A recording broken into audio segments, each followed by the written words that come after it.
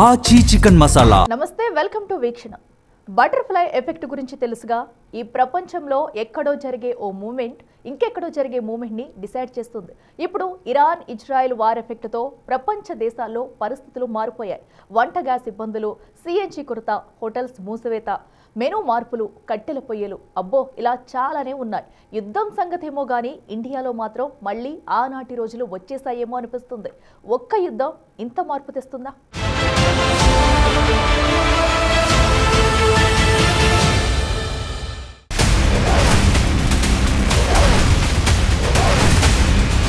వంట gas troubles మొదలయ్యాయి. కట్టెల పొయ్యిలు కనిపిస్తున్నాయి. హైదరాబాద్ లాంటి నగరాల్లో కట్టెలకు కూడా డిమాండ్ పెరిగింది. ఇండక్షన్ స్టవ్ల ఆర్డర్స్ కూడా ఊపందుకుంటున్నాయి. కొన్ని చోట్ల హోటల్స్ మూతబడితే ఇంకొన్ని చోట్ల లిమిటెడ్ మెనూతోనే హోటల్స్ నడిపించేస్తున్నారు. కొన్ని ఆలయాల్లో ప్రసాదాల తయారీకి కూడా ఇబ్బందులు తలెత్తాయి. మొత్తానికి పాత రోజులు మళ్లీ వచ్చేసాయనిపిస్తోంది. ఇదంతా బటర్ఫ్లై ఎఫెక్ట్ లాగే కనిపిస్తోంది. ఇది కేవలం సైన్స్ ఫిక్షన్ సినిమాలకి కాదు, ప్రస్తుత భౌగోళిక రాజకీయ ఉద్రిక్తతలకు, ఆర్థిక ముఖ చిత్రానికి తాజా పరిణామాలు అద్దం పడుతున్నాయి. అక్కడెక్కడో పశ్చిమాసియాలో పేలుతోన్న బాంబులు మన వంటిళ్లలో రీసౌండ్ వస్తున్నాయి. ఎక్కడో మిడిల్ ఈస్ట్ లో ఉద్రిక్త పరిస్థితులు తలెత్తితే ఇక్కడ ఇండియాలో మిడిల్ క్లాస్ ఎఫెక్ట్ అవుతోంది. యుద్ధం అక్కడైతే సెగ ఇక్కడ తగులుతోంది. ఇరాన్ ఇజ్రాయెల్ వార్ కేవలం రెండు దేశాల మధ్య గొడవ కాదు, అది ప్రపంచ ఆర్థిక వ్యవస్థకు పెను సవాల్ విసురుతోంది. ఓ చిన్న నిప్పురవ్వ కార్చిచ్చుగా మారి ఎలాగైతే అడవిని దహించేస్తుందో అలాగే యుద్ధం సృష్టించిన ప్రకంపనలు సముద్రాలు దాటి మిగతా దేశాల్లోని సామాన్యులను తాకుతున్నాయి. యుద్ధం ప్రభావంతో పబ్లిక్ లో పానిక్ మొదలయ్యింది.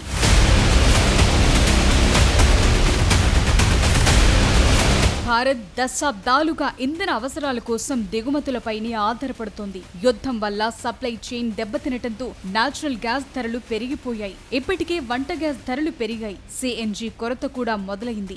దీని ప్రభావం రవాణా రంగంపై పడుతుంది. ఎల్పిజి గ్యాస్ సెగ గట్టిగానే తగులుతోంది. ప్రధానంగా హోటల్స్ పరిశ్రమ కుదేలయ్యింది. వంట గ్యాస్ ఖర్చు భరించలేక కమర్షియల్ సిలిండర్లు దొరక్క చాలా చోట్ల హోటల్స్ మూతబడ్డాయి. ఇంకొన్ని హోటల్స్ మెనూని కుదించేశాయి. చాలా సేపు ఉడికించాల్సిన వంటలను మెనూ నుంచి తొలగించారు. ఖర్చు తగ్గించుకునేందుకు హోటల్ టైమింగ్స్ కూడా మార్చేశారు. కొన్ని ఫుడ్ సెక్షన్లని కూడా మార్చేశారు. ఒకప్పుడు ఆధునికత వైపు అడుగులేస్తూ కట్టెల పొయ్యిని వదిలేసిన గ్రామీణ పట్టణ ప్రాంతాల్లో మళ్లీ పొగ కనిపిస్తోంది. గ్యాస్ సిలిండర్ ధరలను, బుకింగ్ టైం ని పెంచడంతో జనం మళ్లీ పాత రోజుల వైపు మళ్లుతున్నారు. ఇప్పుడు కట్టెల పొయ్యి మీద వంట చేయటం అనేది చాయిస్ కాదు, అదొక కంపల్సరీగా మారుతోంది.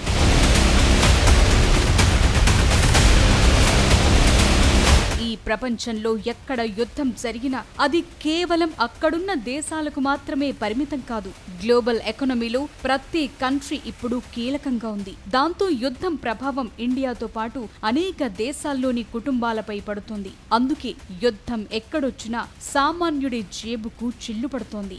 మనం వాడుతున్న ఎల్పిజి గ్యాస్ లో ఎక్కువ భాగం గల్ఫ్ దేశాల నుంచే దిగుమతవుతోంది. యుద్ధం వల్ల గ్యాస్ ధరలు పెరిగి సామాన్యుల బడ్జెట్ తలకిందులవుతోంది. సింపుల్ గా చెప్పాలంటే పశ్చిమాసియాలో పేలే ప్రతి బాంబు ప్రభావం ఇప్పుడు ఇండియాలో నిత్యావసర వస్తువులపై పడుతోంది. ఈ కాలంలో ప్రపంచంలో ఏ మూల యుద్ధం జరిగినా దాని సెగ అనేక దేశాలను తాకుతోంది.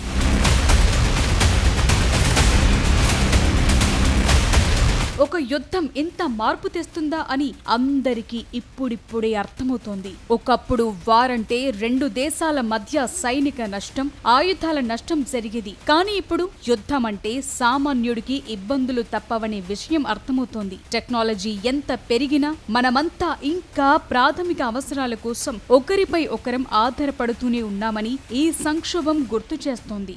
యుద్ధం ఆగిపోతే పరిస్థితులు చక్కబడతాయి, కానీ ఇప్పుడెదుర్కొంటున్న ఇబ్బందులు మాత్రం చాలా ఏళ్లు గుర్తుండిపోతాయి.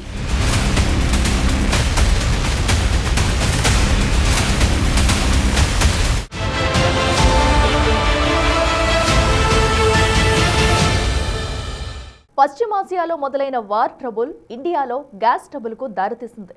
ఇది ఈనో తాగితే పోయే గ్యాస్ ట్రబుల్ కాదు. ఇది పోవాలంటే ఆ యుద్ధమే ఆగిపోవాలి. కానీ యుద్ధం ఇప్పట్లో ఆగుతుందా? మనందరి ఇబ్బందులు తీరుతాయా అనేది మన చేతుల్లో లేదు. కానీ ఎక్కడ యుద్ధం వచ్చినా ఎఫెక్ట్ తప్పదనే విషయం తేలిపోయింది. మన రొటీన్ లైఫ్ స్టైల్ డిస్టర్బ్ అయిపోయి ఒకప్పటి రోజులని మళ్ళీ చూడాల్సి వస్తుందని అర్థమైంది. వారంటూ వస్తే ఏ వస్తువులపై ఎఫెక్ట్ పడుతుంది, మనం ఎంత అలర్ట్గా ఉండాలి?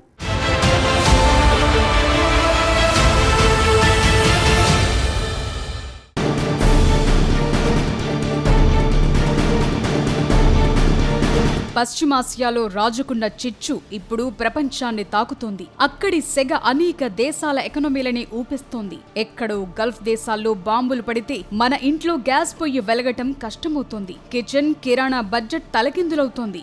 ఒక సంక్షోభం వస్తే గాని మనకు నిత్యావసర వస్తువుల విలువేంటో అర్థం కాదు. ఇబ్బందులు తలెత్తితే కానీ తెలియదు మనం పడే పాట్లు ఎంత దారుణంగా ఉంటాయో. ఈ భూగోళంలో ఎక్కడేం జరిగినా సామాన్యులకే సమస్య, వారికే ఎక్కువ ఎఫెక్ట్. ఎందుకంటే ఎక్కడ సంక్షోభం వచ్చినా నిత్యావసర వస్తువులు భారీగా పెరిగిపోతాయి. రోజువారీ ఖర్చుల లెక్క మారిపోతుంది. యుద్ధాల్లాంటి వస్తే దాని ఎఫెక్ట్ నేరుగా మన ఇంట్లో కిచెన్ మీదే పడుతుంది. ఇరాన్ ఇజ్రాయెల్ యుద్ధంతో ఇప్పుడు జరుగుతున్నది కూడా అది.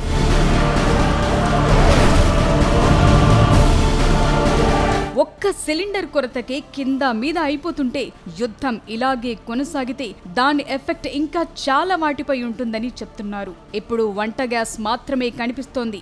నెక్స్ట్ పెట్రోల్, డీజిల్, సిఎన్జి లాంటివి కూడా షార్టేజ్ అయితే పరిస్థితి ఏంటి? వాటి రేట్లు కూడా పెరిగే అవకాశం ఉందంటున్నారు విశ్లేషకులు. ఇప్పుడంటే ఇండియాలో ఇంధన ధరలు స్థిరంగా ఉన్నాయి. కానీ పక్కనున్న పాకిస్తాన్లో ఇప్పటికే ధరల షాక్ తగిలింది. పెట్రోల్, డీజిల్ రేట్లు 20% పైగా పెరిగాయి. బంగ్లాదేశ్లో రేట్లు పెంచకపోయినా ప్రభుత్వం పరిమితులు విధించింది.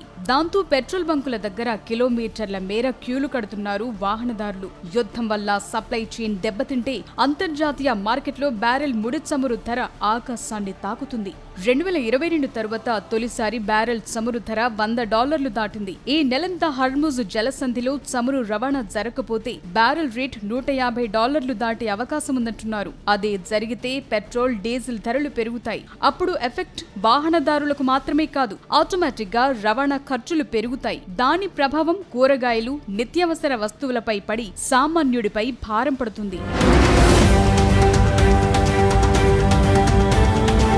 భారత్లో వినియోగించే వంట నూనెలు అధిక భాగం దిగుమతయ్యేది. ఆయిల్ పామ్, సన్ఫ్లవర్ ఆయిల్ కోసం ఇతర దేశాలపై ఇండియా ఎక్కువగా ఆధారపడుతోంది. ఇలా యుద్ధ మేఘాలు కమ్ముకున్నప్పుడు సముద్ర మార్గాల్లో షిప్పింగ్ ఛార్జీలు పెరిగిపోతాయి. ముఖ్యంగా పశ్చిమాసియా ప్రాంతం నుంచి వెళ్లే నౌకలపై దాడులు జరిగితే ఇన్సూరెన్స్ ప్రీమియంలు పెరిగి వంట నూనెల ధరలు భారమవుతాయి. ఇప్పటికే దేశంలో ఎల్పీజీ సప్లైలో ఇబ్బందులు మొదలయ్యాయి. వంట గ్యాస్ ధరలు మండిపోవటం కూడా ఇప్పటికే మొదలయ్యింది. కేంద్రం కూడా రేట్లు పెంచేసింది. యుద్ధం సుదీర్ఘంగా సాగితే సరఫరాలు అంతరాయం ఏర్పడే ప్రమాదముంది. దాంతో మున్ముందు పరిస్థితి ఎలా ఉంటుందో ఇప్పుడే చెప్పలేని పరిస్థితులు నెలకొన్నాయి. ఇక యుద్ధం ప్రభావంతో చాలా దేశాల్లో విమాన టికెట్ల ధరలు పెరిగిపోయాయి. ఫ్లైట్లు తగ్గిపోవడంతో డిమాండ్ పెరిగింది. అందుకు తగ్గట్టుగానే రేట్లు పెరిగాయి. కంటికి కనిపించని మరో వస్తువు ప్యాకేజింగ్ ఎరువులు. భారత్కు ఎగుమతయ్యే యూరియా, అమోనియా రవాణా హర్ముజ్ జలసంధి గుండానే రావాలి. దాంతో సీజన్ మొదలయ్యే సమయంలో ఎరువుల ధరలు పెరిగితే సాగుపై ప్రభావం పడుతుంది. ఫలితంగా కూరగాయల ధరలు కూడా భారీగా పెరిగిపోతాయి. ఎరువుల తయారీకి అవసరమైన నేచురల్ గ్యాస్ కూడా అక్కడి నుంచే వస్తుంది. దీనివల్ల పంటల సాగు ఖర్చు పెరిగి చివరకు బియ్యం, పప్పుల ధరలు పెరిగిపోతాయి. ఇప్పటికే ఇలాంటి భయాలు జనాల్లో మొదలయ్యాయి. యుద్ధం ఎప్పుడాగుతుందనేది ఎవరి చేతుల్లోనూ లేదు. కానీ ఆర్థిక క్రమశిక్షణ మన చేతుల్లోనే ఉంది. యుద్ధ సమయాల్లో ద్రవ్యోల్బణం ఎక్కువగా ఉంటుంది. కాబట్టి విలాసాల కోసం చేసే ఖర్చులను తగ్గించుకుని ఎమర్జెన్సీ ఫండ్ ని పెంచుకోవాలి. అనవసర ఖర్చులకు చెక్ పెట్టి బడ్జెట్ ప్లానింగ్ చేసుకోవాలి. పెట్రోల్, గ్యాస్ ధరలు పెరిగే అవకాశం ఉన్నందున వీలైనంత వరకు పబ్లిక్ ట్రాన్స్పోర్ట్ వాడటం ఉత్తమమంటున్నారు. స్టాక్ మార్కెట్లో పెట్టుబడుల విషయంలోనూ జాగ్రత్తగా ఉండాలి. భయంతో నిత్యావసర వస్తువులను ఇళ్లలో నిల్వ చేయటం వల్ల మార్కెట్లో కృత్రిమ కొరత ఏర్పడి ధరలు మరింత పెరుగుతాయి. ఇది ఎవరికీ మంచిది కాదంటున్నారు.